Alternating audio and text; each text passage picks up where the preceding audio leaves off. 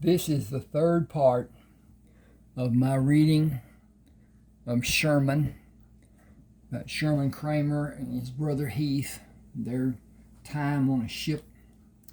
And I hope you read the first part and the second part before you read or listen to my reading the first part and the second part, and then the third.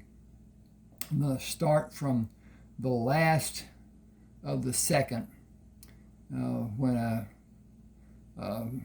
ship's captain dictated that all the weapons should be taken to a weapons locker. And this is Sherman talking. I will supply the minimum number of knives by asking the crews how many knives are needed. The sail crews are assigned, but there is no position assignment. The crew does not work in that manner. They are free to take whatever position they are available to work in as they come to it. In other words, as they climb to the position. The faster climber swings to the right of the net, and the following man swings to the left, and so on. If needed, cutting away is by speed, not by assignment. The sail crews cannot have their knives taken from them, and I do not want anyone aboard to be without a knife, crew members and officers alike. Safety for everyone depends on it. Can you assign guards for the shipmaster? Have him happy that he's safe. He has his safety.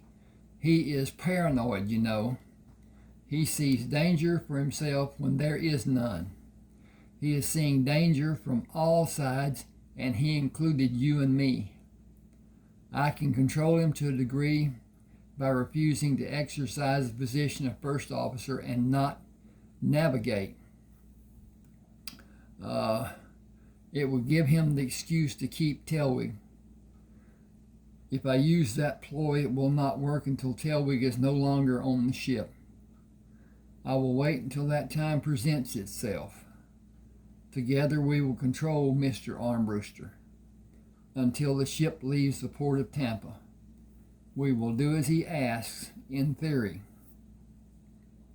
As you said, I do not believe there is a single soul on board who knows where all the weapons are, concealed or not. Armbruster stayed in his cabin until land was sighted. He walked out on deck, looked at the horizon. He immediately returned to the cabin and locked the door. He followed Tilwig leaving the ship without speaking to Jack or Sherman when the crew finished hauling lines and the ship was secured at the dock in Tampa. Jack ordered 2 new masts and the stays which reinforced the masts from the front. They were quickly brought to the ship and brought aboard. The stays, then the masts, were lowered through the openings in the forward and aft decks to be anchored to the lower deck, and the stays were placed and secured. The carpenter crew, I'm trying to find the button to move this page down, and I have located that. The carpenter crew did the work required on the deck. Nobody was allowed to come aboard who was not a crew member. The cargo was offloaded, and the cargo due to be taken to Cuba was scheduled to be loaded in the afternoon. Excuse me a minute, I gotta check this, see that everything is working correctly. And it seems to be, you can see everything and do-da-da. Okay.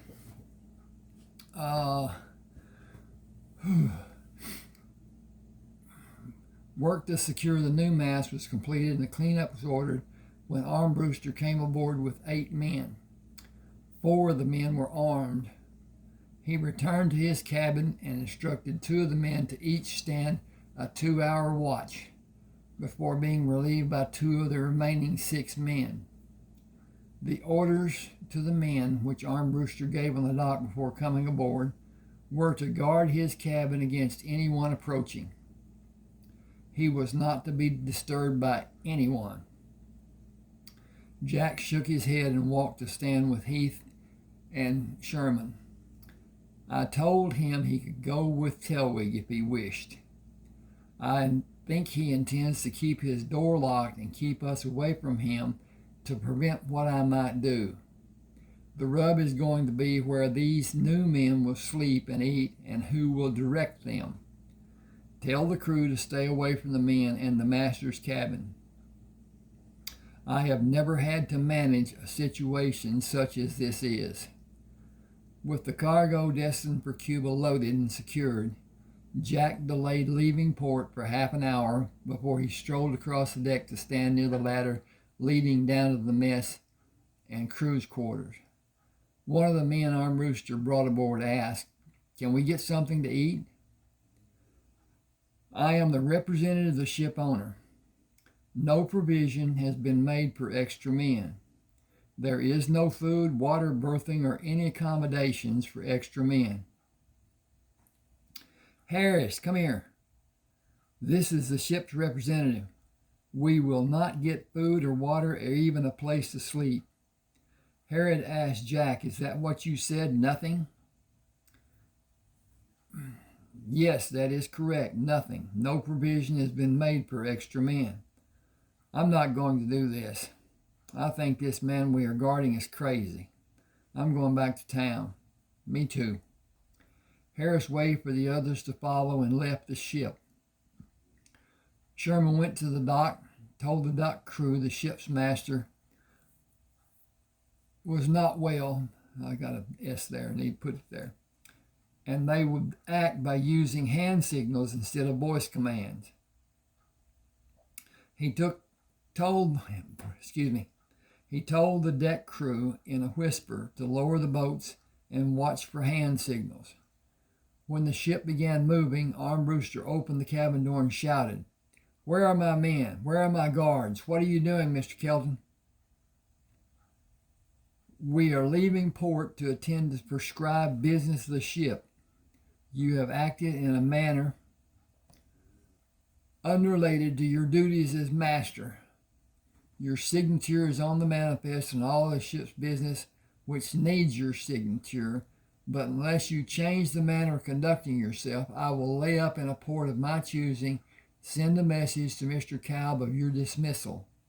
I will then act in your place and the ship will continue on without you, with or without Mr. Calb's permission. This is a business and you will not malinger in the position you hold, or you will not be here to hold a position.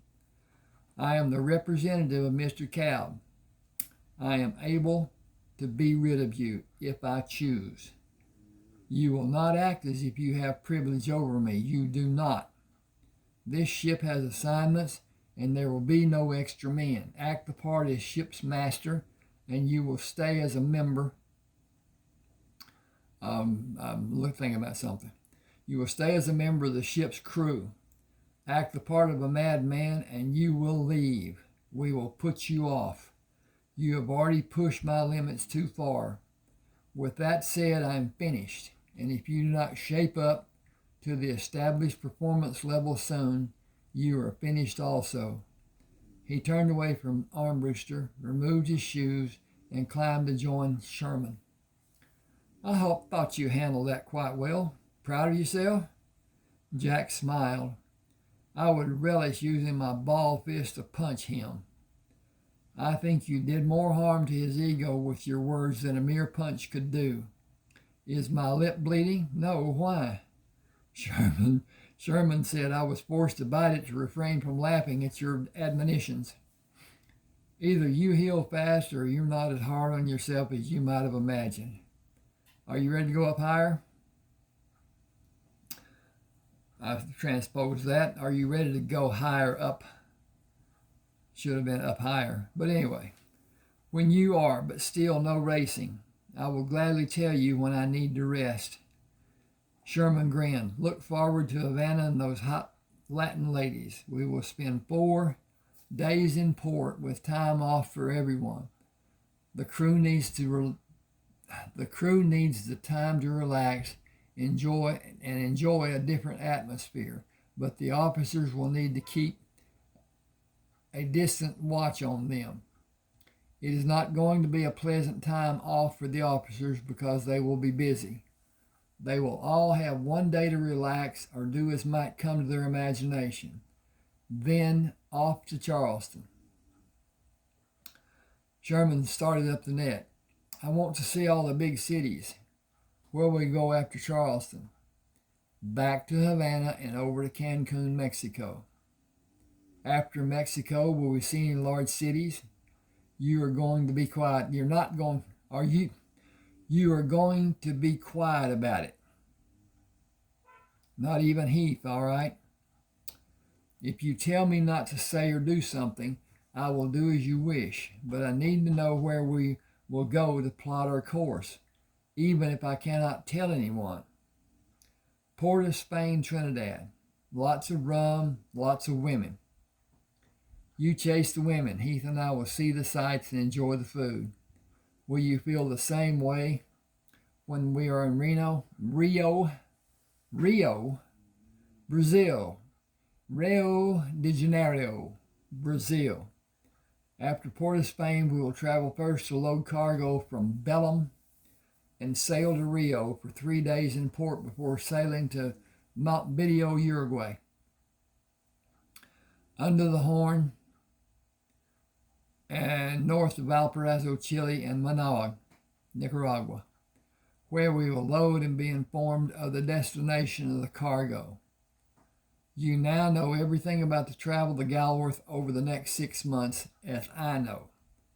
It is the company rule to tell the crew where they are going after the ship is loaded and underway for that destination.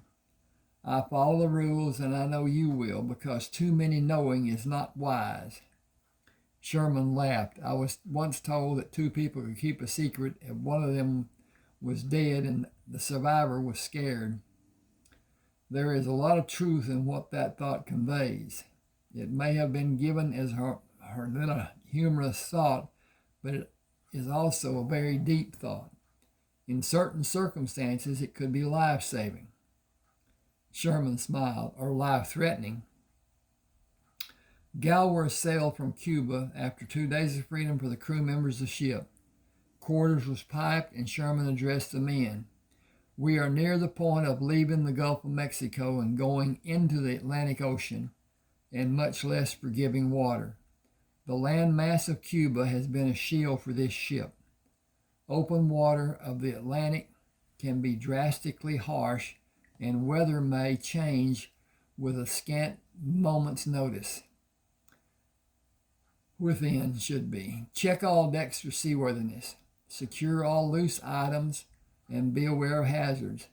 Get help to rectify all problems.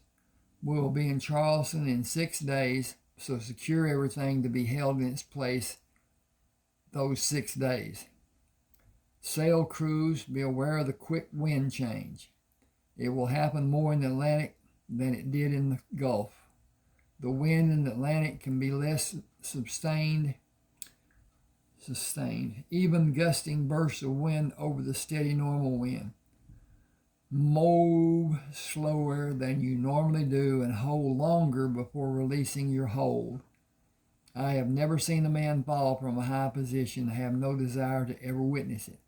Look to your safety and the shipmate's safety, your shipmate's safety. Speed is needed, but that will come with practice. Safety is number one for all of us. Smartly now. All hands turn to. Charleston offered more freedom of leisure and companionship than Cuba. Hangovers were the rule of the following day for 3 days. Sherman stood at the rail, looking over the harbor at the lights of Charleston. That was so long ago. Jack walked across the deck to Sherman. What was so long ago? My birth. I was born on a farm a few miles outside of Charleston. We still own it. Heath and me. We own this entire area. Really? Yes, my father married the woman whose family built the docks, shipyard, warehouses, and all the facilities. She died in one of the houses across the harbor. Yet you have not left the ship to see Charleston. I have no need. Nobody knows who owns the properties, and I would be seen to be an intruder. I have memories as I was a small child. I will come back sometime in the future. It is well supervised, and seeing the people my father knew will only bring both of us pain. Seeing Charleston is enough. Heath has no memories of Charleston. He was born in what is now Indiana. My previous involvement was in the distant past, and my involvement will be in the distant future. I will leave Charleston undisturbed, and I will remain undisturbed. It has no need of me, and I have no need of it.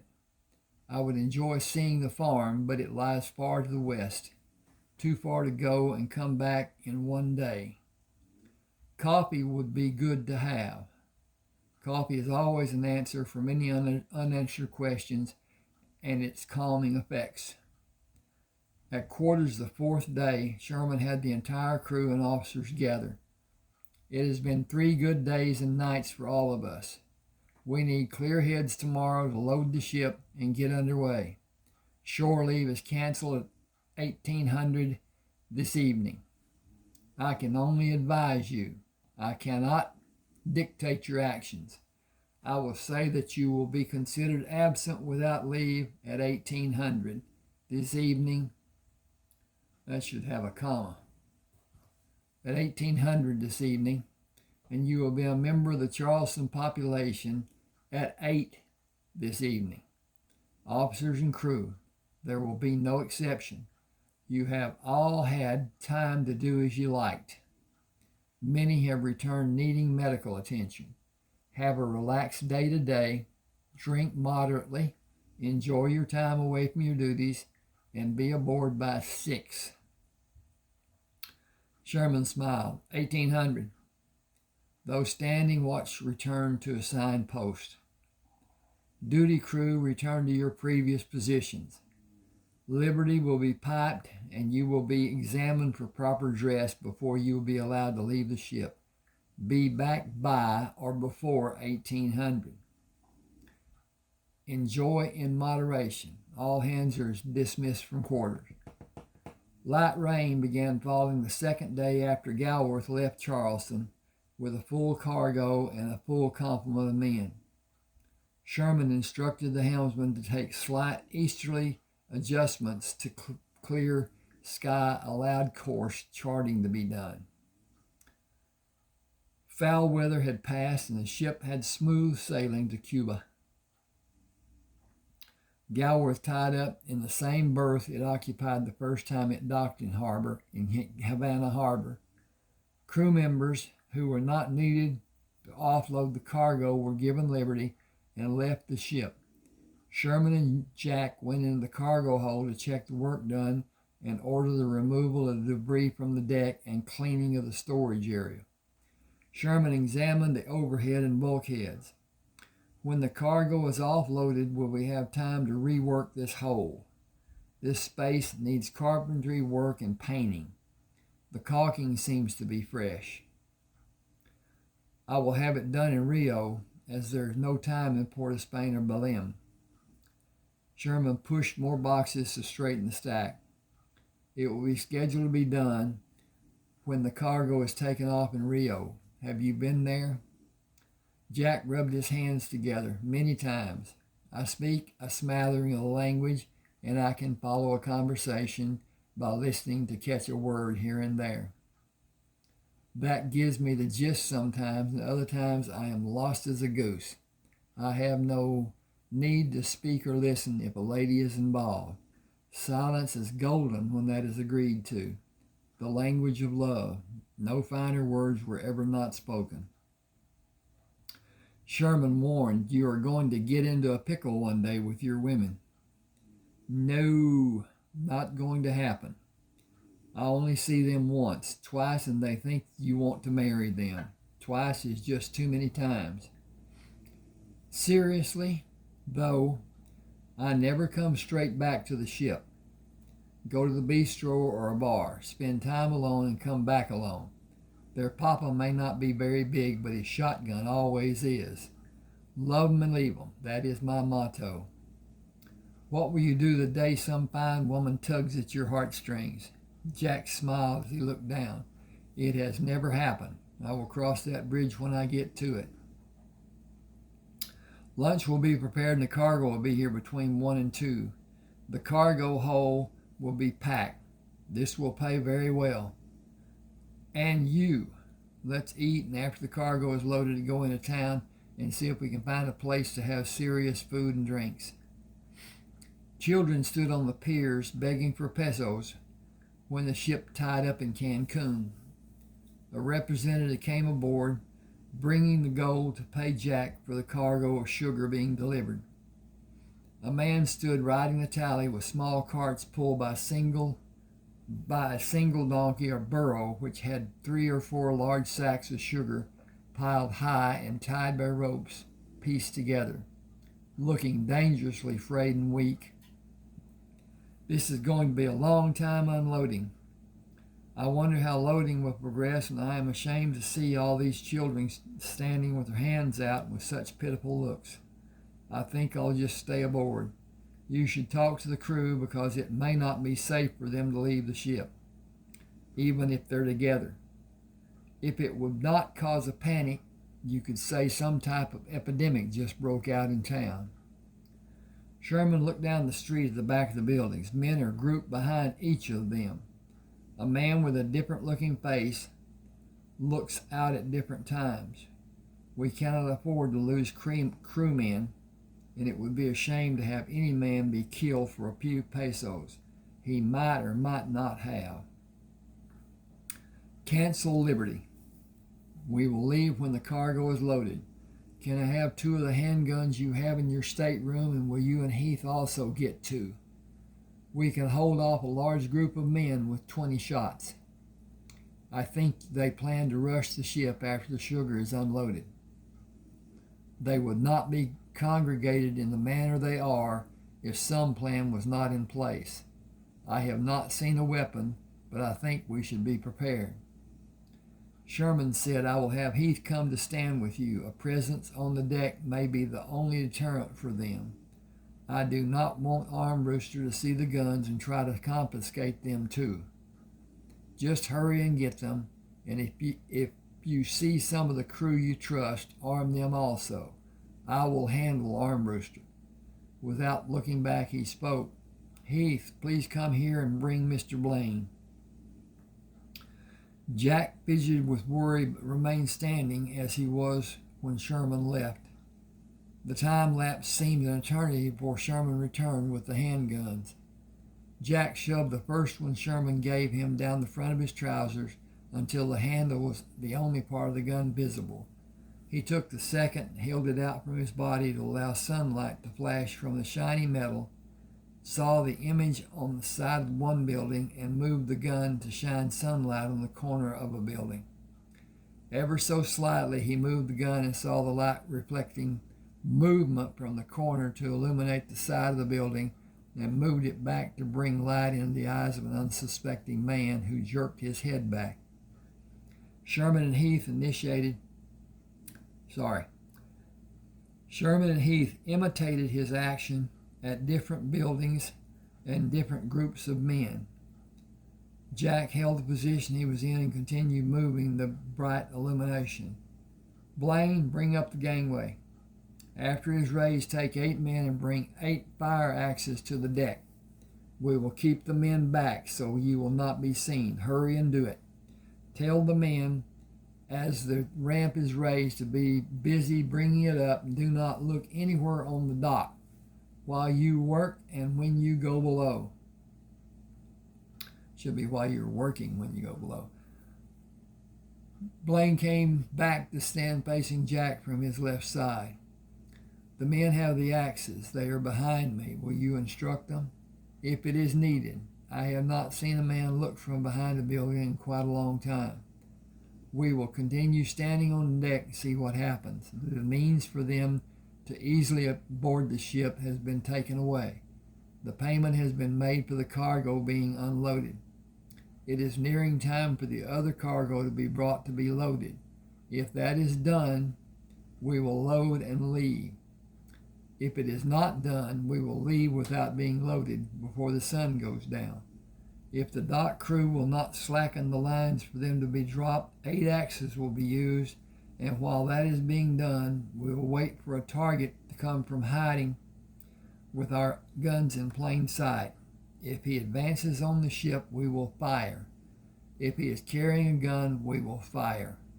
We will never come back to Cancun either way. There are authorities on every dock I have ever had occasion to be on, and there are none here. That absence in itself gives cause for wonder. That wouldn't. Okay. Sherman, I have taken responsibility that is yours. The circumstances dictate my action. The wagons are here with the cargo. Mr. Blaine, go down to the cargo hold and have the remainder of the cargo brought up and placed on the dock with the exclusion of 6 sacks. The man riding in the first wagon stepped down after the wagon stopped and spoke in Spanish. Jack shook his head and pointed his ear, indicating the lack of ability to hear. The man spoke again and became agitated when there was no response. The deck crew turned the crane over the side and extended the jib to lower the block to the cargo net. A man on the near side of the wagon and a man on the back of the wagon hooked the net and stood on the web to be lifted onto the ship. Jack shouted, "You men step down from the cargo." There was no reaction from either of the men. Jack shouted, "Abajo." The man holding the clipboard walked around the wagon and held it up. "I bring." Jack countered, "No. Tell your men to get down. Hombres abajo, repito." The man walked close to the ship and held the clipboard even higher. "I bring." Sherman moved past Jack and pointed the gun over the side of the ship and shouted, "Alto, or I will fire. Fuego."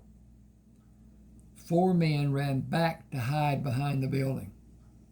He looked at the man with the clipboard and with the gun indicated a place on the dock close to the ship. "Usted aquí." "Blaine, throw a lanyard to him. He can run the line of the lanyard through the eye of the solid piece of metal and tie it around the clipboard. After the cargo is loaded, Jack can sign and the clipboard will be returned." He leaned against the rail and motioned for the man to tie the clipboard. Blaine pulled the lanyard up to the deck. Blaine pulled the lanyard up to the deck and held the manifest out for Jack. Sherman smiled but continued holding the gun, pointing at the man. "Please sign the manifest as Mr. Ambrewster would. It will be returned to this imbecile after the cargo in its entirety is safely on board." Sherman held the gun as steadily as he had been holding it. "Do you want to die?" "No." "Excuse me, just a minute." Dinky. Okay. Sherman held the gun as steadily as he had been holding it. "Do you want to die?" "No." "Tell the men this game is over. Move from the net pronto. I will fire. You will be the first shot." "You will be shot first." "Okay." "Do not move. Tell them or I'll shoot you. If you move, I will shoot you."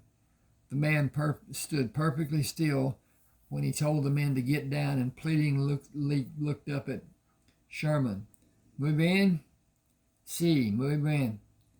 "Bring the other wagon, then bring the rest of the wagons." "Otro wagon aquí, pronto." "Tercero wagon aquí." "You stand where you are." "Heath, have you seen anyone move?" "Not since you went to the rail." "I will have them in my sights if they do." "I'm sorry you have to do this if I need you to make a show. I will do more than that if you are threatened." Uh-oh, I got to move the page down. I'm reading from my computer. So, at this rate. Sherman stood with a gun directed at the man as the wagons came and left until the last of the cargo was hoisted onto the ship and a voice called from the cargo hold, "All accounted for, all secure." Jack signed Armbruster's name and Blaine came to the rail. Signed. I kept the original and have a copy attached to the clipboard, ready to send back. Holding the gun steady, Sherman said, wait until the bow line is the last one to be let go. Hombre, have the deck crew loosen the lines. The man stood in silence. Amaras liberado. I will shoot you if you not tell them to help and slack the lines. He waved and spoke in a shrill voice. Quickly men came and loosened the lines to sag almost into the water between the ship and dock. Heath have 2 boats put over the side to tow. Mr. Blaine have the crew drop all lines. Do not wait for them to be windlassed in. Simply drop them. Jack, direct the men behind you to man the starboard rail. Look for problems while the boats are lowered in action. Mr. Blaine, untie the clipboard and sail it as far as you can possibly throw it onto the deck. Hold it and throw it edge side toward the dock. Jack, will you please comfort me with your presence? I think this man has befouled himself if the yellow liquid pooled on the deck by his foot is a fair indication.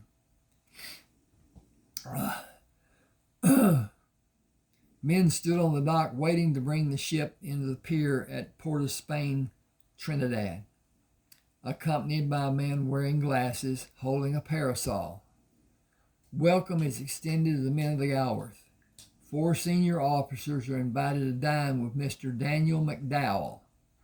You will have rooms and fresh clothing will be provided after you bathe. I am William Satarand.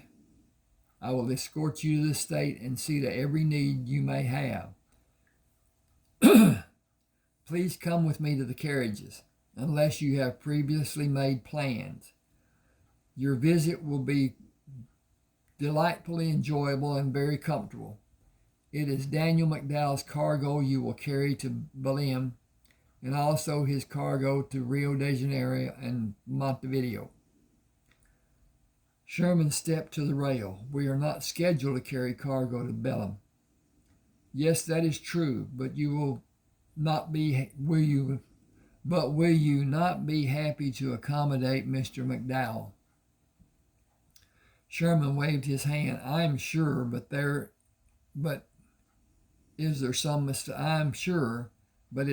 mistake? The cargo in Belém is scheduled to load in 3 days, and plans have been made to leave as soon as this cargo is on the dock. Will we miss loading in Rio de Janeiro? No, sir. It's not easy for me to say that. Rio de Janeiro. No, sir. There need not be an empty ship leaving here. Don't you agree? The ship will unload and load in Belém, and delivery will be done in Rio de Janeiro as planned. Since we are scheduled to load in Belém and another load will pay us more, from what you have said, Daniel McDowell has our gratitude for the next month or more. That can be discussed when you are more comfortable at the estate. Please come as you are. Arrangements for your visit have been made in advance. Your needs will all be met. You will all find casual clothing awaiting you in the different rooms. Dress clothes will be tailored for each of you tomorrow. Jack, Heath, and Sherman stepped down from the open carriage to be welcomed by Daniel McDowell. It is so nice to have you stay in my home. Whatever you may need or desire will be yours if it is in my power to give. Please come inside to refreshments. I will enjoy talking for a time before we prepare for dinner. Come inside, please. And click the button. Heath examined the paintings covering the walls of the foyer. Beautiful, gracious, such brilliant colors. These are all wonderful. Who are the artists? Daniel McDowell turned back to Heath. I am proud to say each one was done by my wife. Will we meet her today, and would she sell any of her paintings? My Clarice passed away last year. These are hers and what I have left of her that speaks most to me of her. I almost lost myself without her caring. She was everything to me and inspired me to achieve and build and grow. She was the chemist and established the business. She invited the processes to produce, she didn't invite. She invented the processes to produce the chemicals which form my business. All about that in time. Come join me for a cool, relaxing drink on the terrace. Excuse me just a second. I need to check on this again. Oh, and so we're okay with that. Everything's copacetic.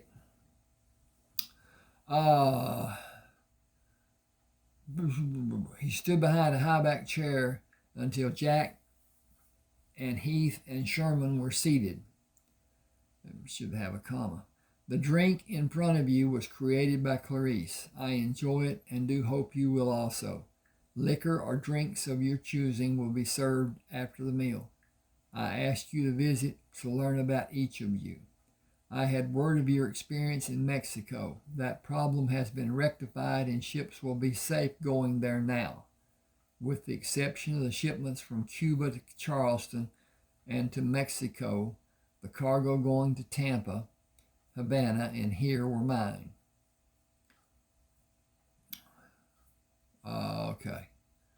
Okay. Tampa and Havana. Okay. Jack placed the glass on the table. You have a fast source of information. We left earlier than was scheduled and the wind was in our favor. Curious. Smaller, faster ship, Mr. Kelton.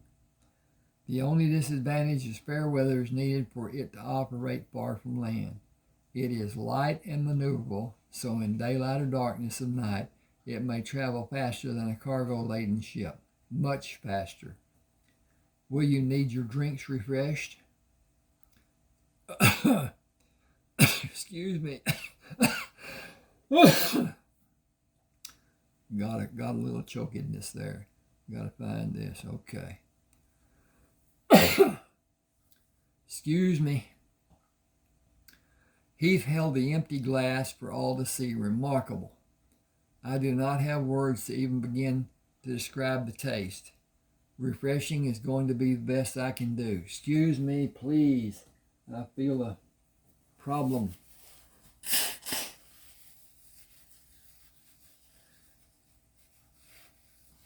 My nose was tingling and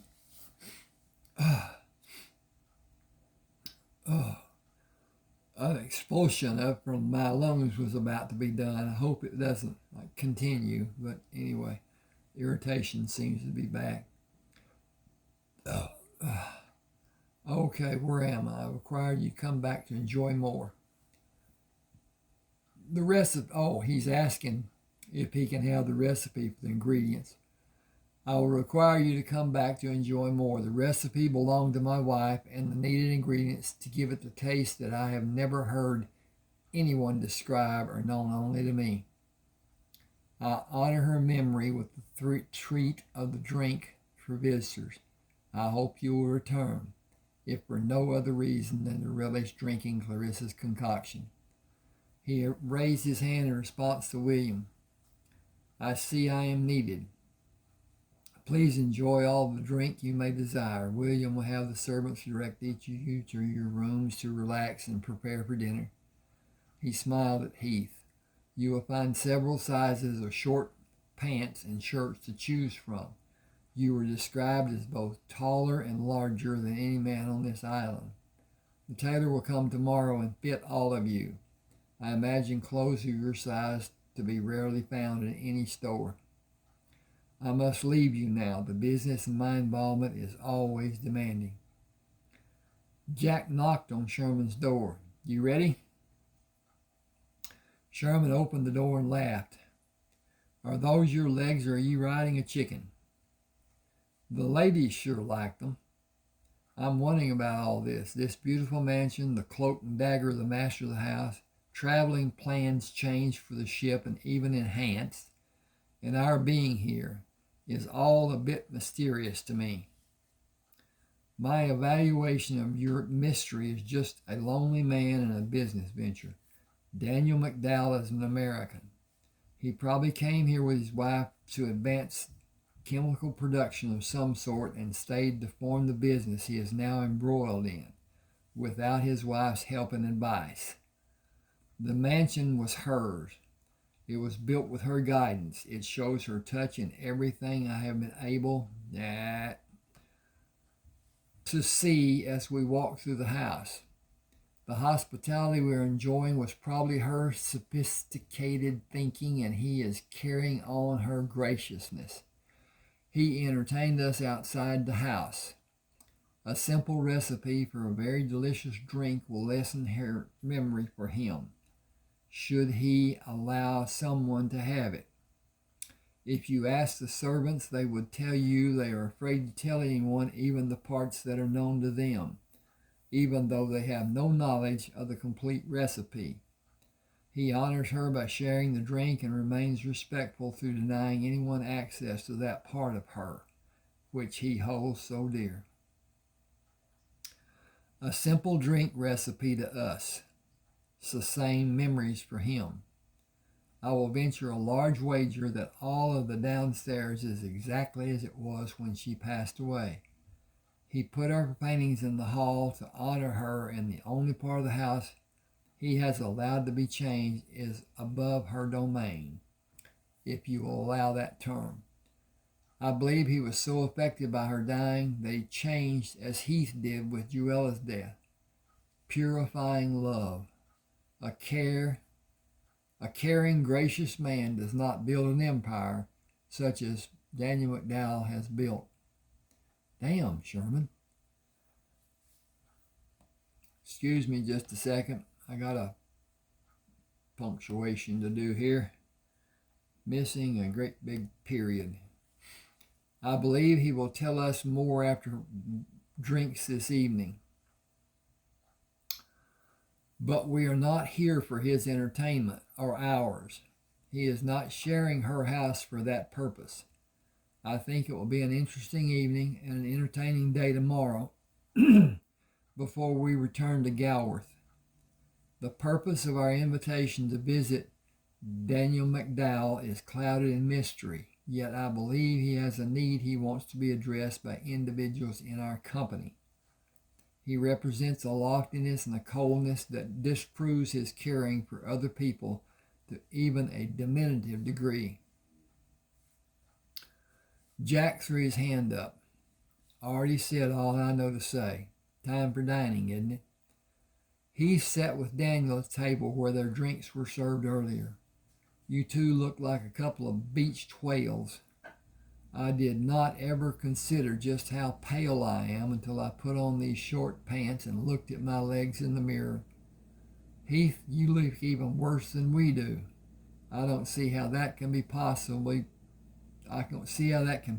be true, Jack. Jack moved around Heath and pressed his shoulders with his hands. There is more to you to be seen. Sherman turned his attention away from Heath. Good evening, Mr. McDowell. We will use first names if you will honor me by doing so. It will serve us well. It is confusing for both Heath and me to address as Mr. Kramer. Heath has graciously told me of many interesting things about the two of you as children living in East Texas. The compound you lived in was a remarkable undertaking. I used towers built along the same line as those your father employed when we first came here to repel bandits. Our father was a remarkable man. He had such vision. Excuse me. Oh, it's yawn time. We're having cold weather here, and that's unusual for East Texas, even in winter, and freezing weather. And it's going to last for about 6 days. I understand that the northern parts of the United States is in terrible condition right now. But at any rate, it's affecting my sinuses. So, at any rate, I'll continue. I used towers built along the same line as your father employed when we first came here to repel bandits. Our father's a remarkable man. He had such vision as I have never seen in another man. He gloried in construction, large or small. I could use a man of his ability. I could use a man of his ability. Is it possible you are that man? I am not that man. Many, many reasons demand I say I am not. I am under contract to the ship for a year. I will honor the contract. I cannot do otherwise. I admire your integrity and character. I will say nothing further about the matter, but I still leave it open for you to discuss. I appreciate the compliment, but I must decline. I was informed of your actions in Cancun. That and Heath's praise of you is the reason I asked. A man on our ship would serve you well. Jack asked who? Ned Carston. Very capable man and reliable manager. College educated in Ohio. The food is ready. Will you each be comfortable eating here instead of the house? The weather has been so delightful, and the Fiji lamps repel the flying insects to allow the enjoyment of the ocean breeze with a relaxed meal. After the meal, servants took the empty dishes from the table, and a rack filled with bottles of different sizes and colors was brought to the table. You will find in this assortment of drinks one to enjoy or many to enjoy. I prefer the sweet wines from Germany. Beer is a specialty of that country, but fine wine is also produced there. The dark is my favorite. Sample as you please. It is for your enjoyment. Will you tell me why you think Ned Carston can assist me as well as you might? Only because he will do as you wish, and he will advise you in all facets of your needs. I believe you need a person to stand beside you as a personal aide, and as a manager over your buildings, both here and abroad. I believe you will be sad to see him leave you when the time comes. It will come, so plan for it as you build with him. Remain as you are with control over all of your businesses. Should be businesses. I will take your recommendations as truth. Will you convey my wishes to him and ensure him of his safety and the need I have for him, for whatever period of time he may allow? His efforts will be extensively rewarded. I believe the three of us will be able to do that. Then it is settled if he will agree. I wish to use Galwerth for transporting chemicals from here to points along the east coast as far down as Buenos Aires, and eventually back to this port. Can it be arranged instead of the arrangement I had ordered before? Jack raised his glass. Wonderful vermouth. The ship is under contract for your needs, whatever and whenever you may need. Naturally, the contract will stand as it was initially agreed. Dissatisfaction of the crew could become a problem, but that will be handled by replacing those who wish to leave, unless it is a large group who want to change. The crew on board now is exceptional. They could never be replaced as a group, and the ship's routine continue with the same efficiency. I will do everything I can to keep these two commanding the ship. Sherman and Heath have reshaped the functions of the ship and crew in every way possible. I cannot compliment their efforts sufficiently. Excuse me, I gotta look, see what the time is. There's a limit that YouTube gives as far as time. I'm not certain exactly what that is, but I've tried to keep these shorter, and I pushed it a couple of times on the envelope, but at any rate, I will continue here. Under Mr. Blaine's orders, Liberty was canceled, and the men were walking down the pier to return to the ship from town when the carriage arrived. The three men stepped onto the pier wearing newly tailored clothes and carrying satchels containing freshly washed clothes, both old and new. Sherman was last to leave the carriage and spoke to William. "I will need a few minutes to talk to Mr. Carsden, and he will need to gather his personal items if he is agreeable. I have been instructed to wait until Mr. Carsden is with me, or you tell me he will not be coming. His needs will be soon seen to by the servants. His every need will be provided by the servants. His safety will be guarded by men you were not able to see. Please assure him."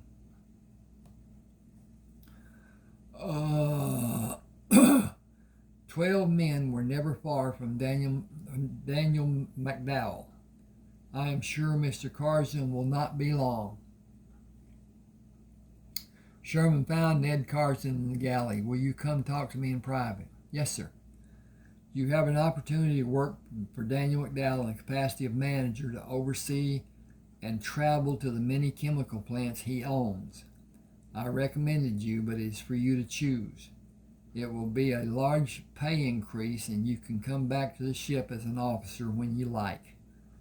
The ship will operate on the east coast of South America for an extended period of time.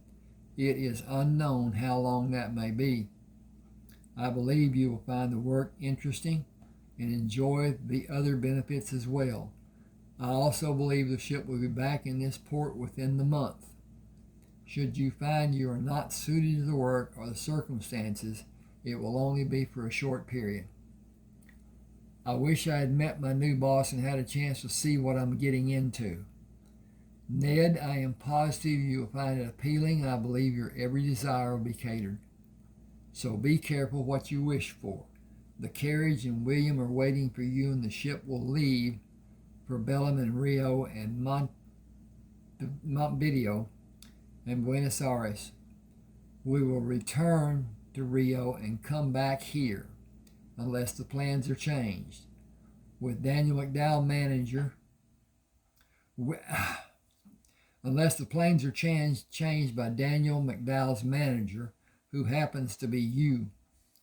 Sounds good. I will pack and get ready. I think this will be interesting for a time, but I don't care to stay down here. America is home, and I want to see it before too long. I left after my wife died. Just needed to get away from all the memories. You and Daniel have had somewhat similar experiences, only his business does not allow him to have an escape from his memories. You may both help each other in different ways. I will bid you farewell now, as I have duties calling. Keep me informed. How will I do that? Fast ship. See you soon. Fast ship? You will see. Enjoy. Cargo was sitting on the pier at Belém to be loaded when the cargo aboard the ship was transferred to the dock. With the cargo on the ship, Galwerth got underway for the 6-day voyage to Rio de Janeiro. Okay, that's good enough for this reading.